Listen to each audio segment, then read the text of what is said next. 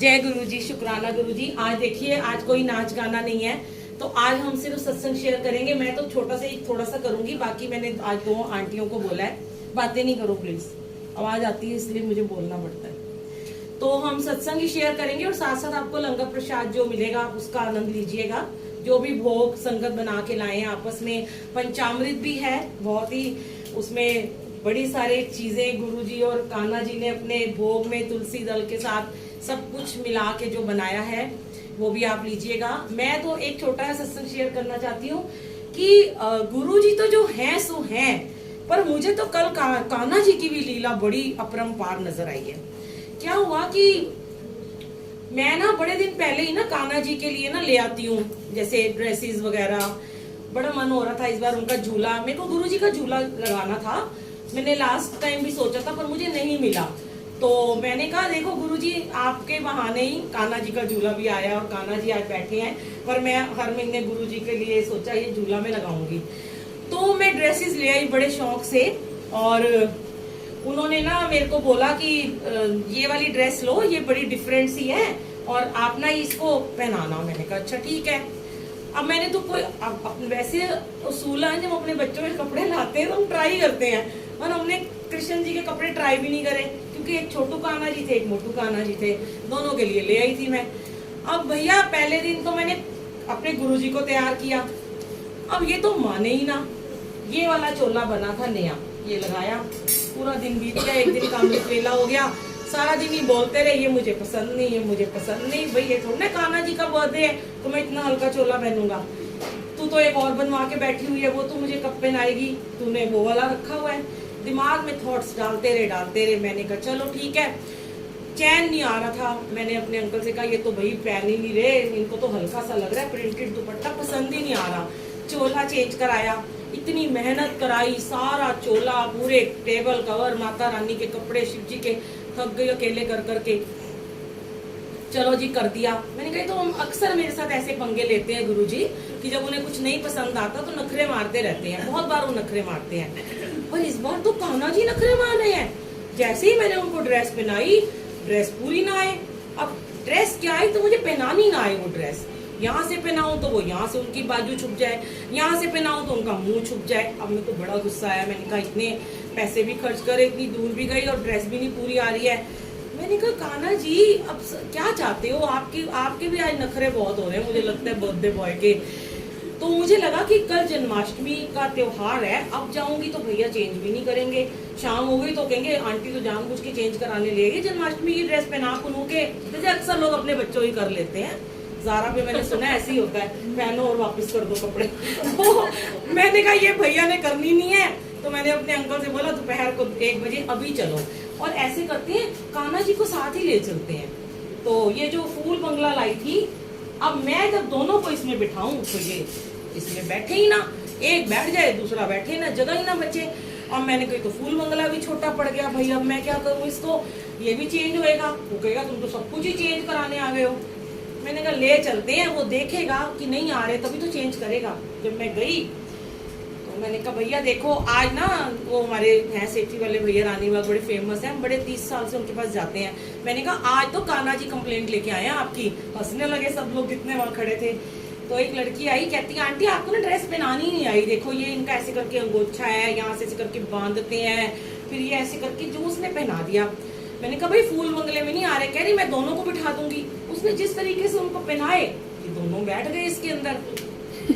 मेरे को लगा पहननी यही ड्रेस थी, पर घूमने, मैंने रास्ते में बोला ऐसे हम गाड़ी में बैठे ना, मैंने कहा जन्माष्टमी है, आप ना घूमने जा रहे हो, इसी गाड़ी में घूमने जा रहे हो। क्योंकि मेरे छोटे कान्हा जी 3 साल की जब मेरी आंचल थी वृंदावन से शौक में ले आई थी, 3-4 साल की थी। उसके बाद हमारे कान्हा जी कभी गाड़ी में घूमने नहीं गए, सिर्फ घर शिफ्ट होता रहा तो इस गाड़ी में आते थे, पर मैं उन्हें कभी बाहर नहीं लेके गई। अब इनका घूमने का मन होगा, चले गए ये मेरे साथ।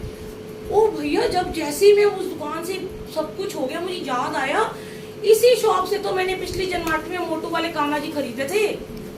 ये वहां मिलने गए उनको। भैया इतना खुश, कहते हैं ये तो आज मेरे से मिलने। मैंने कहा वो कह रहे हैं मुझे हैप्पी बर्थडे बोलो भाई। ये लीला उनकी थी कि उसी दुकान पे गाड़ी में बैठ के गए कि मैं वहां जहाँ से तू मुझे लाई है मुझे वहीं जाना है। कितनी ब्लेसिंग है, मतलब हम सोचते हैं छोटी छोटी बातें होती हैं कि कैसे वो लीला रच लेते हैं। और फिर मैं वो ना जितनी भी वहाँ पे और भी लेडीज आई थी तो कहने लगी कि इन्होंने फूल बंगला बाहर लगाया हुआ था, कहने लगी वाह, जब इन्होंने देखा ना सजे हुए हैं, ये तो बड़ा सुंदर है, ये तो झूले से भी सुंदर है, हम भी यही ले लेते हैं। मैं कहा भैया देख तेरी सेल भी हो गई फूल और अभी तक हो नहीं रही थी, अब सारे खरीद रहे हैं। देख के कान्हा जी कह रहे बड़े सुंदर लग रहे हैं कान्हा जी। मैंने कहा ये यहीं से गए हुए भैया, और भैया भी इतना हंसे। तो मैंने कहा चलो बोलो मेरे कान्हा जी को हैप्पी बर्थडे टू यू। बोले वो हैप्पी बर्थडे टू यू। शुक्राना कान्हा जी, आप भी अपनी लीला ऐसे ही सबको दिखाते रहो, क्योंकि ये तो लीलाधारी है ही है। इन्होंने तो देखो ना, इतने बड़े पाप को खत्म करने के लिए, कंस को मारने के लिए क्या लीला रची थी, किसके गर्भ से पैदा हुए, किसकी गोद में खेले, और कैसे कैसे बाल लीलाएं रची, और अपने पूरे उन्होंने मुंह में अल्लाह पूरी सृष्टि पूरा संसार दिखा दिया। तो अभी मैंने 4-5 दिन पहले एक सत्संग शेयर किया था, अंदर एक गुरुजी का स्वरूप लगा हुआ है, ऐसे राजा की तरह बैठे हैं व्हाइट चोले में और इन दुपट्टे में, तो उन्हें ऐसे करके देख रहे हैं, ऐसे उनका हाथ है।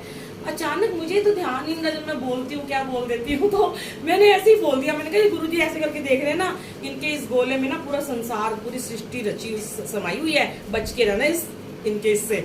तो वही दिखाते हैं कि एक ही रूप है, निरंकार की ज्योत है, रूप बदल बदल के भगवान आते हैं, कभी राम के रूप में, कभी कृष्ण के रूप में, कभी दुर्गा के रूप में, तो कभी गुरु के रूप में, कभी गुरु नानक, कभी 10 गुरुओं की ज्योत, और अब हमारे गुरुजी के रूप में आए हैं। तो इतना शुक्राना है कि इतने प्यारे गुरुजी हमें मिल गए हैं इस कल युग में। मतलब मैं कल परसों भी एक सत्संग शेयर कर रही थी, वो रिकॉर्डिंग हो नहीं पाई थी, कि इतना प्यारा भाव देते हैं ये, कि हम सोचते हैं, हमारे बच्चे, हम लोग सब ये सोचते हैं काश हम राम के युग में पैदा हुए होते, काश हम गुरु नानक के युग में पैदा हुए होते।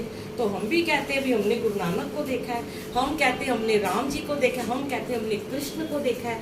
हम तो आज इतने इतने बड़भागी हैं कि हम गुरु जी के इस सतयुग में पैदा हुए। अब हमारी कई पीढ़ियां दर पीढ़ियां जब बाद में देखेंगी इनके स्वरूप हर घरों में लगे, तो वो क्या बोलेंगी कि हमारे दादे परदादियों नानियों ने गुरु जी को देखा है। तो कितने हम ब्लेस्ड हैं। पर हमारे और आपके जैसे और बहुत दुनिया जैसे जो लोग हैं, हमारे गुरु जी को ना फॉर ग्रांटेड ले लेते हैं। अभी एक पोस्ट डाली थी मैंने, उसका सत्संग टाइम नहीं मिला डालने का, छोटा सा एक बताती हूँ आपको, जल प्रसाद। अभी एक मैंने कथा सुनी, किसी और की कोई कथा कर रहे थे, तो मैं सुनती रहती हूँ जब मुझे कभी नींद नहीं आती। तो वो कहते हैं कि अमृत का मतलब क्या होता है, बताओ आप, किसी को पता है अमृत? आप कहोगे गुरुजी ने भोग लगा दिया, अमृत हो गया, गंगा जी से वहां अमृत हो गया। उन्होंने कहा अमृत का मतलब होता है अमृत, जो कभी मरता नहीं, वो अमृत होता है। कितनी अच्छी उन्होंने बात कही। पानी कभी मरता नहीं है, जल बहता रहता है, हमेशा बहता रहता है, अपने साथ बुराइयां अच्छाइयां सब बहाता रहता है। पानी कभी रुकता नहीं है, कहाँ कहाँ से बहता बहता आ रहा है और कहाँ कहाँ घरों में जा रहा है, किसी के आरओ में जा रहा है, किसी के नलके में जा रहा है, किसी के बाथरूम में जा रहा है, कहीं भी जा रहा है तो वो जल। आप कहते हैं गंदी नाली का एक हैंड पंप पे भी अगर एक आप ले लो ना, मिट्टी से भरा हुआ पानी भी, आप मिट्टी से पानी को हैंड पंप, जिनके घर में आरओ नहीं है, गाँव में रहते हैं, जब मुझे बड़ी खुशी होती है जब मेरे को यूट्यूब से लोग जब मुझे मैसेज करते हैं ना कि आंटी हमारे यहाँ ना, एक बार एक आंटी का मुझे आया, पता नहीं कौन सी गांव की थी, मुझे नाम याद नहीं है, बड़ा ही पिछड़ा हुआ सा गांव था, हमारे यहाँ तो हैंड पंप लगे हुए, तो क्या हम उसी हैंड पंप का पानी गुरुजी को भोग लगा दें? यस, मिट्टी बैठ जाती है तो छान लो, और अगर नहीं भी छान सकते हो तो भोग लगा दो, वो तो मिट्टी बैठ ही जानी है, उन्होंने तो उसे अमृत कर ही देना है। अब वो मिट्टी वाला पानी है या वो आरओ से आ रहा है या किसी के फैंसी कॉपर से आ रहा है, मुझे तो पता नहीं है भाई, मैं तो खैर बिस्लेरी का ही पीती हूँ जब से मेरी प्रॉब्लम हुई है, क्योंकि मैं बिस्लेरी का ही पानी गुरुजी को पिलाती हूँ, क्योंकि मुझे वो जल पीना होता है। तो आज भी हमने इसमें भी सारा बिस्लेरी का ही डाला, क्योंकि ये होता है कि भाव है अपने अपने। अब किसी के घर में आरओ नहीं हो तो ना आरओ खरीदेगा, जो उसके नलके से पानी आ रहा है वो वही डाल देगा, और इसलिए वो जल अमृत हो गया। अब लोग भागते हैं पागलों की तरह, नई संगत को गुमराह करते रहते हैं, मेरे घर से जल लेके जाओ, अमृत वर्षा हो रही है, जल की लाइनें लगा रखी हैं, बॉटल्स लगी हुई हैं, भरी जा रही हैं, एक आ रहा है, दूसरा आ रहा है, बॉटल ले रहा है, तीसरा आ रहा है, मेरी बीमारियां ठीक कर दो। मुझे ऐसा लगता है कि हम जो संगत हैं, हम जो सेवादार हैं, हम जो गुरुजी ने हमें अपनी गिनी चुनी संगत में से चुना है, हमारा फर्ज ये बनता है कि जो भी हमसे नई संगत क्वेश्चन करे, आपसे करे, आपको सबसे पहले तो ये कहना चाहिए बड़े मंदिर जाओ, सारी ब्लेसिंग बड़े मंदिर है। किसी आंटी अंकल के घर नहीं है। मेरे को कई लोग बोल देते हैं आपके घर में आते हैं तो एम्पायर स्टेट वाली फीलिंग आती है। ठीक है, आती होगी, मुझे भी आती है मेरे घर, लेकिन मैंने कभी नहीं कहा कि मेरा घर कोई मंदिर है। अरे कैसे हो सकता है? सब पाप पुण्य यहाँ इस धरती पे हो रहे हैं, मंदिर कैसे घर बन जाएंगे? हाँ, वो जगह पवित्र हो सकती है जहाँ रोज पाठ होता है, उस जगह का ऑरा आपको पॉजिटिविटी दे सकता है, लेकिन आप बोलो कि उसकी तुलना बड़े मंदिर से कर दो, बिल्कुल गलत है। जो लोग बोलते हैं उनको ये कहना चाहिए कि भाई बड़े मंदिर से ही जल प्रसाद लाओ, नहीं तो अपने घर में अमृत वेला करो, मंत्र जाप करो, 1 घंटे का जाप दिन में कभी भी लगा लो, जल रख लो, वो जल तुम्हारा ब्लेस हो जाएगा। तुम अगर बड़े मंदिर नहीं जा सकते, किसी दूसरी जगह पे रहते हो, शहरों में रहते हो, तो क्यों किसी से कनेक्ट होते हो? क्यों उनकी घर की बॉटल्स, मेरे को कई बार लोग बोलते हैं एक बॉटल वहां से रख दो, ले जाएंगे, क्या हो जाएगा? तुम्हें क्या पता मेरे अंदर क्या मैं आपको लगता है कि मेरे को बहुत सारे मेरे जीवन में सुखी सुख है? क्या मेरे जीवन में, हमारे जीवन में कष्ट नहीं आते? क्या हम नेगेटिव नहीं होते? आप क्यों हमारे घर की नेगेटिविटी, हमारे घर की प्रॉब्लम्स को लेके जाना चाहते हो? आपको पता है आप जिनके घरों से जल लेके आते हो, मैं सत्संग इसलिए शेयर कर रही हूँ ताकि लोग इसको सुने, जिनके घर से आप जल लाते हो कि वहाँ माना कहते हैं जहाँ गुरुजी का स्वरूप लग गया, जहाँ गुरुजी की गद्दी लग गई, वो जगह ब्लेस हो गई, वहाँ सत्संग हो गया। लेकिन ऐसा आपको लगता है कि एक ही इंसान जो दिन रात सत्संग कर रहा है वो पाप नहीं कर रहा होगा? वो बिल्कुल नेगेटिविटी से दूर हो गया, वो तो भगवान ही फिर हो गया। फिर हमारे गुरुजी की क्या जरूरत है? फिर काहे को भागते हो मंदिरों में? फिर बड़े मंदिर जाना बंद कर दो ना, फिर अब उन्हीं के घरों से जाओ, ब्लेसिंग लेके आओ। हर कोई आज नेगेटिविटी से गुजरता है, तो किसी के घर से क्यों गुरुजी ने मना किया? आपको पता है, प्रसाद गुरुजी कहते हैं जो बड़े मंदिर का प्रसाद है वहीं खाओ, जहां का लंगर प्रसाद है वहीं खाओ। कितने लोगों के घरों से ये प्रसाद बन के आया, जब सारा एक पतीले में मिक्स हो गया, भगवान ने उसे भोग लगा दिया। अब वो भोग लगा प्रसाद आपने खा लिया। अब जब वो प्रसाद जो बचा लेते हैं, हाँ अगर एक्स्ट्रा हो गया, मैं तो कहती हूँ कि घर में भी मत दो, गार्ड्स को बांट दो, मेड्स को बांट दो, रिक्शे वालों के मुंह लग जाए, सबके मुंह लगना चाहिए। लेकिन अगर आप उसको बचा के खुद नहीं खाते, घर लेके जाते हो, क्या पता किसके घर का कौन सा दुख, किसके घर की कौन सी नेगेटिविटी आप साथ लेके जाते हो। ये मत सोचो कि हर कोई खुश है, बहुत दुख है इस दुनिया में। खुश भी है लोग, शुक्राने करते हुए प्रसाद बनाते, मैं मानती हूँ, जितने मर्जी परेशान हो मंत्र जाप करते हुए बनाते हैं, पर कहीं ना कहीं थॉट्स तो चलते ही रहते हैं ना माइंड में। तो इसीलिए गुरुजी ने ये भाव डाला कि प्रसाद को प्रसाद की तरह खाओ, चाहे थोड़ा थोड़ा मिले चाहे ज्यादा मिले, यहीं पे खा के जाना, उसे अपने घर तक मत लेके जाओ। हाँ अगर आप लगता है कि, क्योंकि मैं तो ये कहती हूँ बच गया अगर ज्यादा है तो वो प्रसाद नहीं है, वो फिर एक मिठाई है, वो फिर एक कुलचे छोले बर्फी वो सब हो जाएगी। यहाँ जो मिलेगा वही प्रसाद है, वही अमृत है जो कभी मरता नहीं है। और गुरु जी का अमृत जो है वो तो यहीं पे मिलेगा आपको। जिस भी सत्संग में जाते हो, ये नहीं यहाँ की बात करें, किसी भी सत्संग में जाते हो वहाँ पे पूरा अपना प्रसाद खाया करो। मैं देख रही थी, वो देखो आंटी का प्रसाद अभी तक वहाँ नहीं खाया जा रहा था ना, तो आप लेते ही नहीं, वापस कर दो। ऐसे नहीं होता, अब आप लेके जाओगे फिर इधर उधर उलता रहेगा प्रसाद। आंटी ऐसे नहीं होता, आर्ग्यूमेंट मत किया करो प्लीज। आपको नहीं खाना, हाथ जोड़ दो, किसी और के मुंह लग जाएगा। आप ले गए, आपने बच्चे को दिया, उसने जूठा छोड़ दिया, अब क्या पता वही समोसा आपको मिला हो जो मेरे गुरुजी ने भोग लगाया हो सकता है ना। आपको क्या पता आपके नसीब में क्या था, आपसे नहीं भी खाया जा रहा ना, आप खाइए।